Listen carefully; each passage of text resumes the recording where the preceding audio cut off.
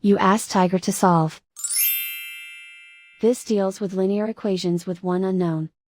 The final result is y equals -4. Let's solve it step by step. Group all constants on the right side of the equation.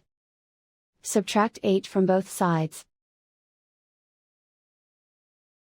Group like terms. Simplify the arithmetic.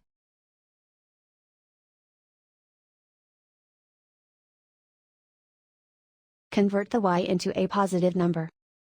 Multiply both sides by -1. Remove the ones. Simplify the arithmetic. And so the final result is y equals -4.